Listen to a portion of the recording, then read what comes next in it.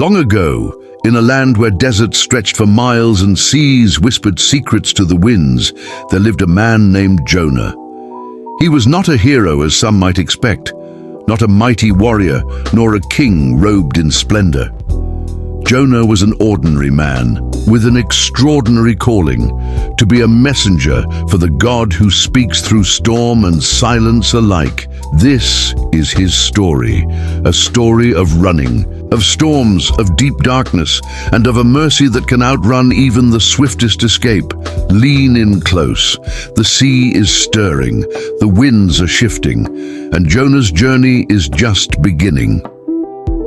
Jonah lived in the land of Israel, in a small, familiar place, where he knew the streets, the faces, and the rhythms of everyday life. But one day, everything changed. The word of the Lord came to Jonah, clear and commanding.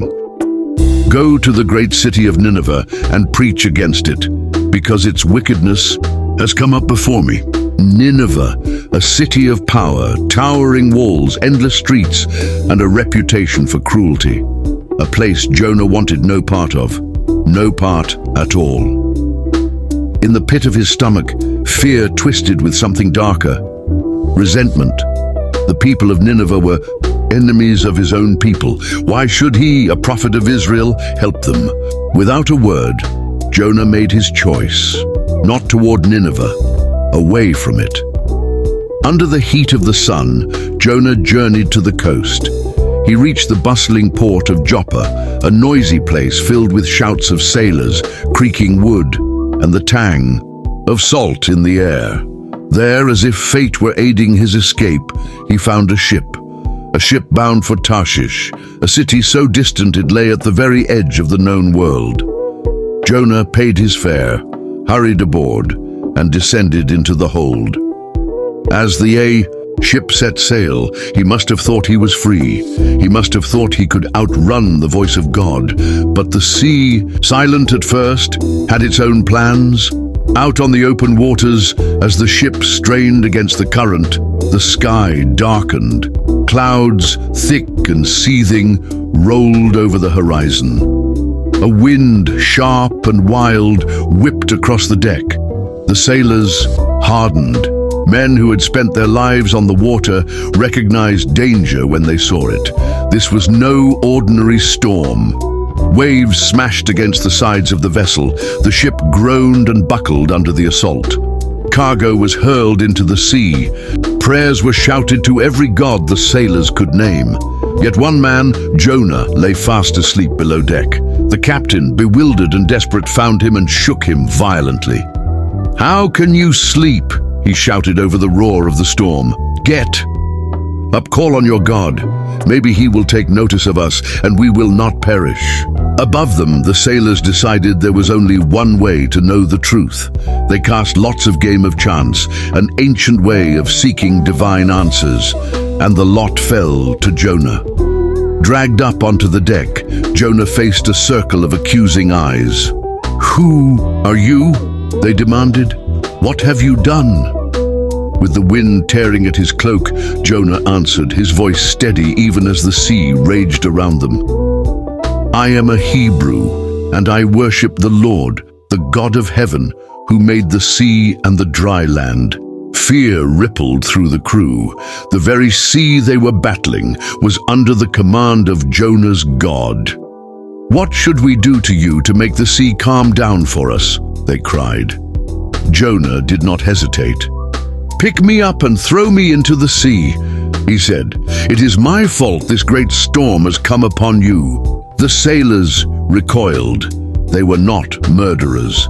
They rowed harder, frantically trying to reach land, but the sea fought against them, furious and unrelenting. At last, with no options left, they lifted Jonah high and with a prayer for forgiveness, hurled him overboard. The instant Jonah's body hit the water, the storm ceased. Silence fell over the waters, heavy and holy. Down Jonah sank, the cold wrapped around him like chains. The light of the surface faded into blackness. From the depths came a great creature, a fish unlike any Jonah had ever seen, sent not as a punishment, but as A rescue. With a single mighty gulp, the fish swallowed him whole, and there in the belly of the beast, Jonah found himself alive and utterly alone. Inside the darkness, Jonah's heart turned where his feet had refused to go. He prayed. He cried out, not with eloquence, but with desperation. In my distress, I called to the Lord, and he answered me. From deep in the realm of the dead I called for help, and you listened to my cry. The walls around him echoed his prayer. Each word was a step back toward the God he had fled. Each breath is a miracle of mercy. Jonah realized he had run from the presence of the Lord, but God's presence had followed him into the very heart of the sea. Time slowed. Days passed. 3, to be exact. 3 days and 3 nights Jonah remained within the fish, suspended between death and life, between rebellion and redemption. And still, he prayed. Then, when the time was full, the Lord commanded the fish. With a surge of muscle and water, the creature rose toward the surface. With a great convulsion, it expelled Jonah onto dry land, a battered, humbled man gasping for air, blinking against the brightness of the sun. Jonah lay on the sand, drenched and trembling. The weight of his failure still clung to him, but so did the grace that had carried him through the deep. And then, the voice came again, clear, unmistakable. Go to the great city of Nineveh and proclaim to it the message. I give you. Jonah lay still, heart pounding. The choice was before him once more. The call had not changed, but maybe, just maybe, Jonah had. Jonah rose to his feet, the sand clinging to his skin, the sea breeze whipping around him. His heart pounded, but he did not run this time. He turned his face toward Nineveh, toward the city he had once fled from, and he began to walk. Days passed as Jonah traveled, across rocky paths, through barren stretches of land, through cities and villages. He moved steadily forward. Every step was a reminder of the vow he had made inside the fish, a vow whispered in the darkness, to obey. When, at last, the towering walls of Nineveh came into view, Jonah stopped and stared. The city was vast, larger than anything he had ever seen. It would take 3 days just to walk across it. Merchants bustled at the gates, soldiers stood watch, and the sound of life poured from every street and alley. Jonah took a deep breath and entered the city. He began to proclaim the message God had given him, simple and stark. 40 more days, and Nineveh will be overthrown. No elaborate speeches, no flattering words, just the truth, raw and heavy.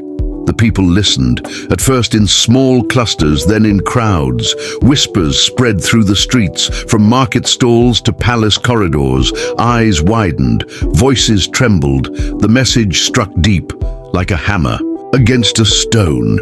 Word reached the king of Nineveh. He rose from his throne, stripped off his royal robes, and covered himself in sackcloth. Then he sat in ashes, a public sign of sorrow and repentance. A decree was issued throughout Nineveh. No one, not even animals, was to eat or drink. Everyone was to wear sackcloth. Everyone was to call urgently on God. Everyone was to turn from their evil ways and violence.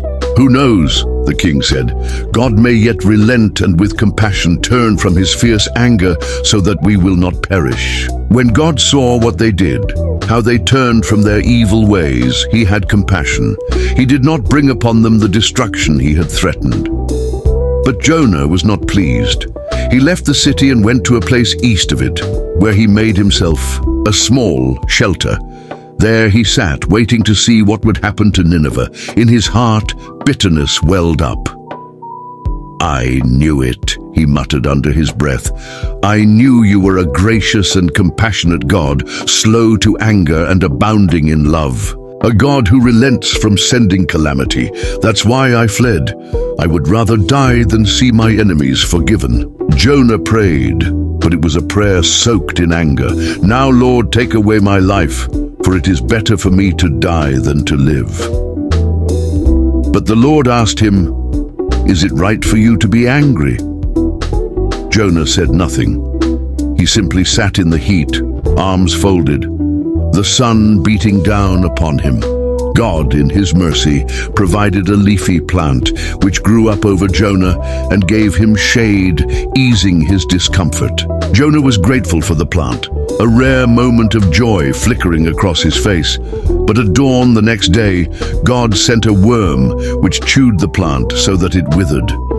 When the sun rose, God sent a scorching east wind, and the sun blazed on Jonah's head so that he grew faint. Again, Jonah grumbled and wished to die. "It would be better for me to die than to live," he said. But God said to Jonah, "Is it right for you to be angry about the plant?" Jonah replied, "It is, and I'm so angry, I wish I were dead." The Lord answered, "You have been concerned about this plant, though you did not tend it or make it grow. It sprang up overnight and died overnight. And should I not have concern for the great city of Nineveh, in which there are more than 120,000 people who cannot tell their right hand from their left, and also many animals?" The wind continued to blow across the desert. Jonah sat in silence, the words of the Lord ringing in his ears, lingering, demanding a response. And there, under the open sky, the story of Jonah ends not with a neat resolution, but with a question, left hanging in the air, waiting not only for Jonah's answer, but for ours as well. If this message touched you, don't leave it here. Like the video, subscribe to stay close to the story, and share it with someone who needs to hear that hope is real. Let's walk this journey together.